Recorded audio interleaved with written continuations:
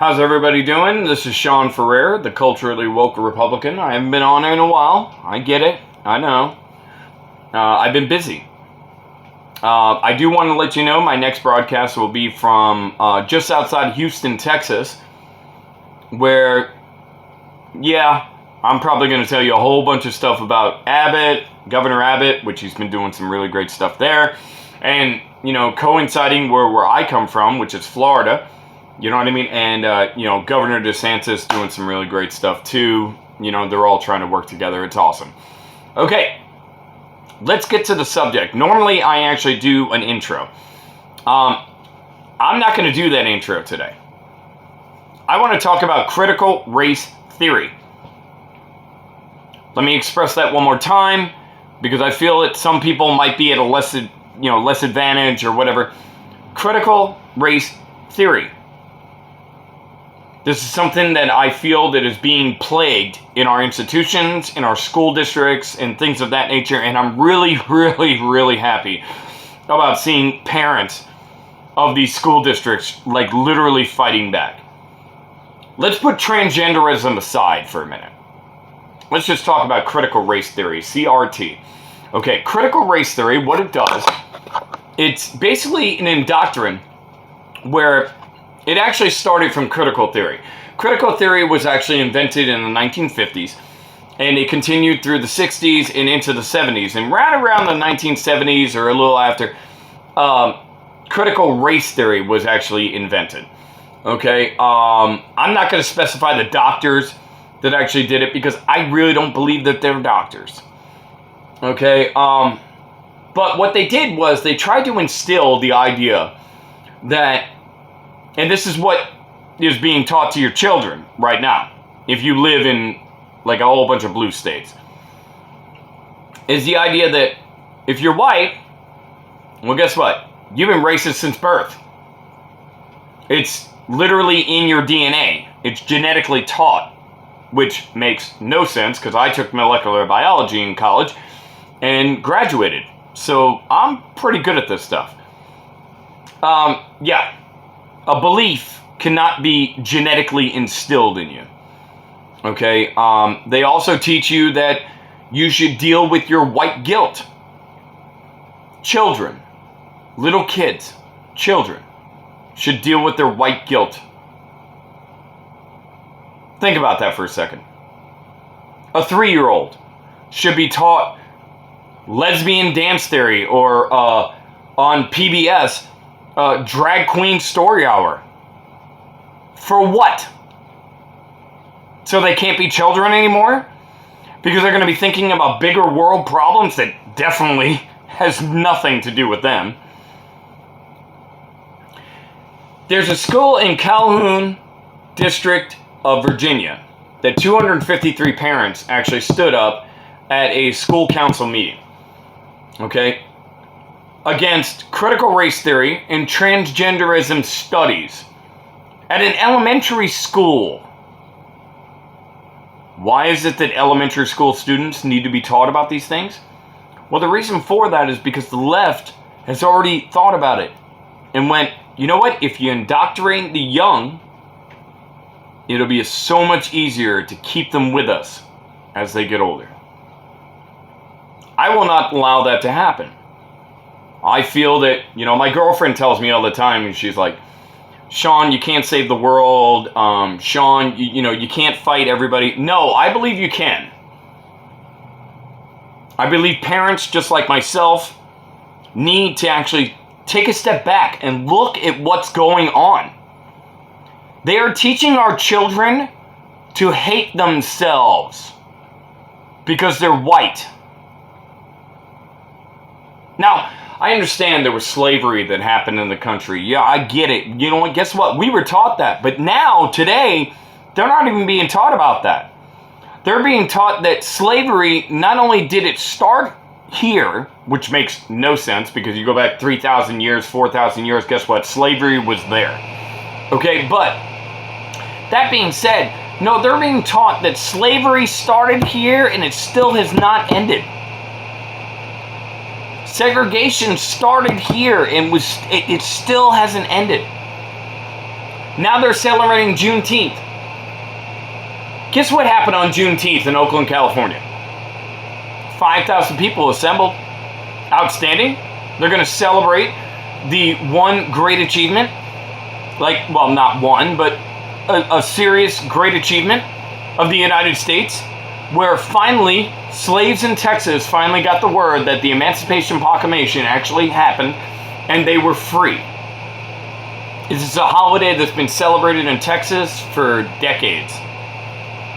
Okay, but now we make it a federal holiday. Guess what happens on Juneteenth? Juneteenth in Oakland, California, 5,000 people assemble. Okay, I'm not going to get racial here or anything like that, but yeah, I would have to say probably about 80% were black. Okay, yes, they're celebrating, the freedom of slavery. I get it. Okay, I'm awesome with that. I believe that it's actually a great American achievement. We should celebrate this as a federal holiday. Okay, I believe that. Here's the problem. 7 people is shot, and while an ambulance tries to get inside this 5,000 person crowd, I'm sure they probably got in pretty easy. I'm sure the police were there. The problem with it is they're wheeling a victim into an ambulance. Who knows what the condition of this victim is? Could have been critical, could have been, something minor, maybe medium. But there are people twerking on the ambulance and climbing on the ambulance so that way they can't leave. How is this celebrated? How is this even, fathomed? This is supposed to be your celebration? You're celebrating people getting shot. You're celebrating this man or woman, I don't know which one it was, being put into an ambulance to be able to take to the hospital because they've been shot. How is this a good thing? How does this celebrate Juneteenth? It doesn't.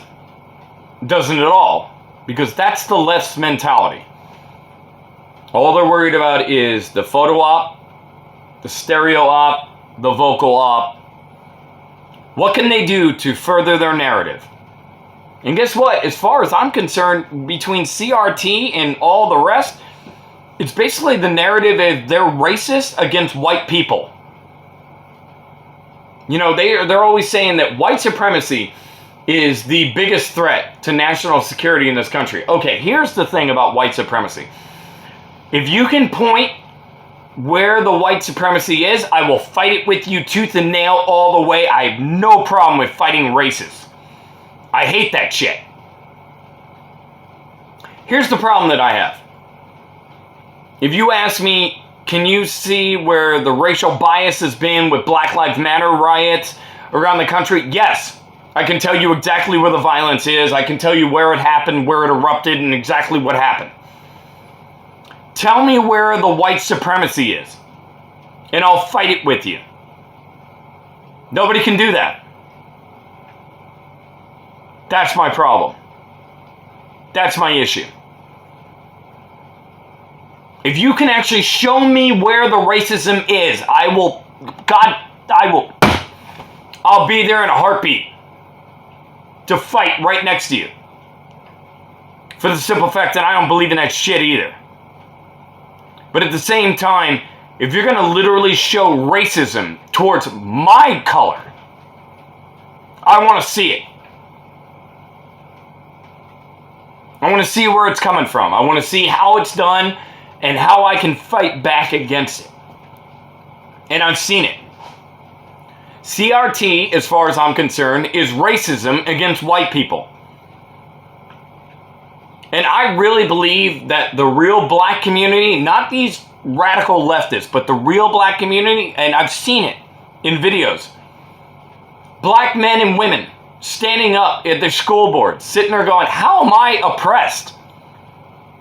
There was a man recently in a video, you can look it up on YouTube, I'm sure it went viral, of a black man at a school board meeting that basically stood up and went, I have 2 medical degrees. How am I oppressed? How am I looking at all these other white people? How are they oppressing me? You can't. It doesn't exist. Systemic racism in this country hasn't existed in forever. It ended. We set laws into place. I mean, yeah, I'm sure there's a few white supremacists out there, and I'm sure, you know what, I've seen it a lot, where I've seen it a lot of black people that have looked at me because I'm white and not wanted to talk to me. Maybe it's because I'm a Republican, maybe it's because I'm a conservative, whatever. Maybe they might have already stereotyped me because I'm white. That they're just like, oh, he's probably racist. It's completely untrue. But, you know, I'm to the point in my life where you can think about me any which way you want. It really doesn't matter, because guess what? Unless you start paying my bills, yeah, really doesn't matter. That being said, though, I mean, what is going on in our public schools is complete ludicrous, and it's lunacy. And you know what? As parents, most of the time, we just accept it as, oh, what's school policy? No, I'm really happy to see that there are parents out there right now that are getting back into it, where they're like, no. Matter of fact, there was a video of a 9-year-old girl fighting against the PTA because of Black Lives Matter flags being flown in her classroom and CRT being taught in her school. This is blatant racism to the fifth power, but the left is going to mask this. They're going to mask it as like, what are you talking about? What is critical race theory? Okay, anytime a leftist ever looks at me and goes, what is critical race theory? I'm going to sit there and go, I don't know how to tell you this. There's a book this thick. It's been published. Guess what the cover says? Critical race theory. It's a Marxist trait. It's something that, you know what I mean? It all dwells in the same thing. It's a leftist term to be able to divide us further. That's their goal. They want to divide us into sects. They want to divide us into divisions. You know, you have Latinos, which first of all are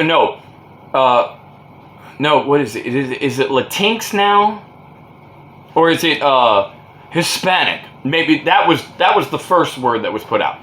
Now, when you put out Hispanic, okay, think about how many different Hispanic nations there are in the world. I mean, basically, you just chopped up about a quarter of the world. So which one are we talking about? I remember back when I was a kid, were you talking about Mexicans? Were you talking about Guatemalans? Were you talking about Puerto Ricans? Were you talking about people from Spain, Portugal? You know, things like that. No, now it's just Hispanic. And now they want to change it even more to Latinos or Latinx, which I think is very funny. Because I'm actually half Hispanic, as what the doctrine should say. I'm actually half Puerto Rican. So, I mean, does that mean that I'm white? Or does that mean I'm Hispanic? Who knows, right? Who knows? The point that I'm getting at here is the idea that what they want is to divide us into divisions. That way, we're easier to, like, deal with. You know, you could cater your ideas or your beliefs onto this group, because that's what this group wants to focus on.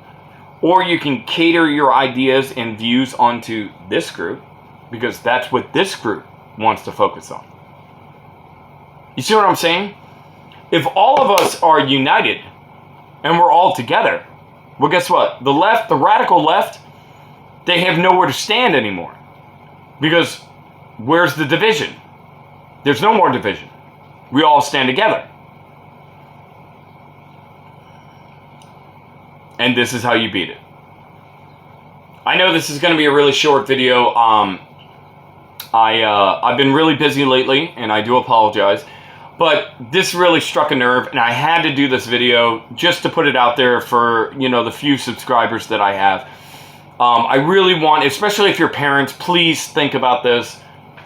This is going to indoctrinate your children to think differently, do differently.